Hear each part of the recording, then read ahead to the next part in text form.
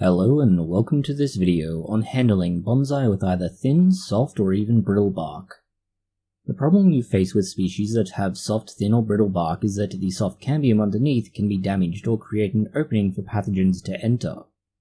If you damage the cambium, it can lead to the tree or bonsai becoming scarred, or worse yet, kill it due to infection. With many soft bark species, these scars can be both deep and long-lasting, just like childhood trauma but on display. Actually, it's just like child beauty pageants in that respect. Unlike people, the fix for this is not user therapy, but user waiting when things go wrong. That is why prevention is far better than treatment. In this case, we look at several examples: maples, fuchsia, and an apple tree. The fuchsia has the most delicate bark, as you can see.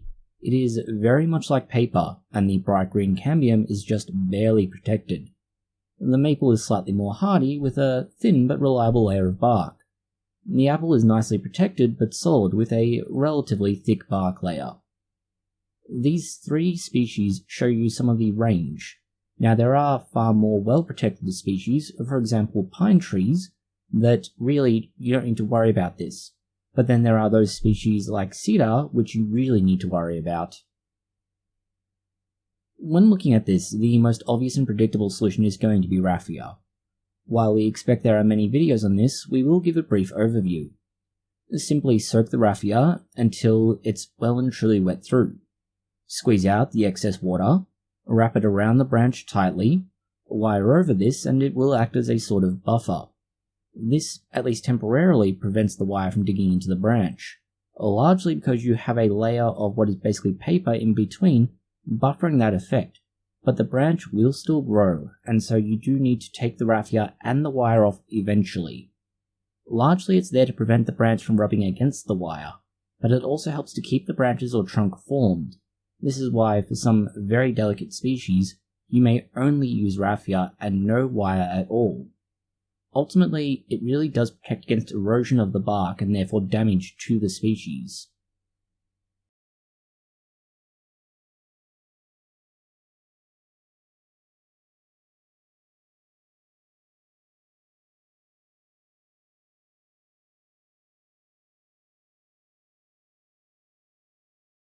In a similar vein of thought, we just use jute ribbon. It's not soaked or wet but used as a wrap, similar to how you might wrap a ribbon around a gift or bandage or injury. You just wrap this around the branches and trunk. The caveat to it is that it is rather more solid than raffia, but definitely less cooperative. So you have only a slightly harder application, but generally due to the size, it's a lot harder to use. You could also look at using something like jute twine, which would be similar to raffia, but slightly less malleable as well. Jute ribbon we found useful for longer term application as it does not break down as quickly.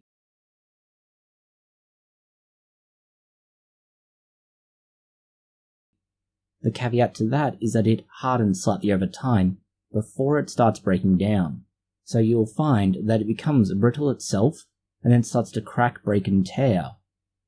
There's a time in between those two where, in theory, the jute ribbon could act as a sort of solid barrier and cause damage to the tree. But if you're looking at a temporary or at least slightly more sustainable method, you can use this and then apply wire or use your forming tools. This allows you to have a nice solid buffer, certainly more solid than raffia is, but not as solid as other options. Another solution, which is perhaps more convenient for many people, is tape. Or we could say this is an option or a solution depending on how you want to look at it. That's because it has a catch. You do not want to use the sticky side on the branch. That will cause damage. What you want to use is the reverse dry side that's not sticky. What you're able to do is apply it in the reverse manner to what you would normally use tape with. The tape will stick to itself and thereby provide the protection. There are other ways to do this, such as forming loops or similar. How you do so is your choice, but we do suggest something like a twist to turn the tape inside out at first. That ensures that you have at least one solid connection to the branch, and then everything else after that isn't. Tape will avoid the problem of creating pressure or force in one place, thereby damaging the bark. It is, however, nowhere near as strong or reliable as wire, twine, or even raffia to some extent. Next, we avoid using wire. That is, avoid, not do not use. Where possible, we are trying to use string such as jute or twine to tie branches down. This works when you are trying to just keep branches low down. It does not work for branches that need to snake, such as informal uprights with much more movement, or a cascade, where you have both vertical and horizontal movement of the main trunk line. You can use multiple strings in odd ways to pull and twist branches, but to our mind at that point, unless you are very worried about the bark and damage, there's no point in foregoing wire at that point and creating a Rube Goldberg device of twine and string. Next we have the wire itself.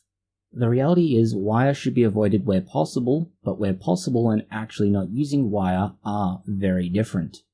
The thicker branches and trunks practically require wire in nearly every case.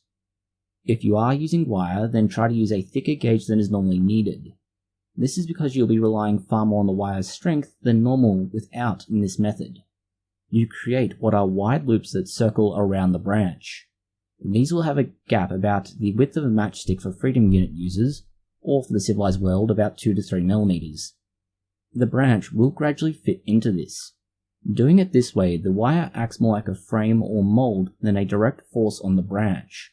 That allows it to grow in the direction you want, without having to worry about anywhere near the kind of damage wire might directly cause. Finally, there is the tried and true method, that being to check your bonsai daily, or at a minimum bi-weekly, that is twice a week, not every other week. This is time consuming, but it ensures that you are always able to spot any issues well before they become damage and deal with it, or take action to mitigate what that damage has been. The reality is that soft bark, thin bark, or brittle bark species tend to be very hard to wire and maintain for this reason. The best case scenario is that you can either make damage so irregular and so minimized that you wouldn't even notice it unless you are explicitly looking for that kind of damage, in which case somebody's going well beyond the average individual. The other reality is that these are the kinds of species where you do need to monitor them far more carefully. Without that, you will find damage occurs no matter what happens. But these are just a few ways you could try and solve this. If you have any other ideas, suggestions, or methods that you know of, please do put them in the comments section below. Thank you for watching. If you found it interesting, consider liking, sharing, and subscribing. Please post any comments, questions, or suggestions you have in the comments section.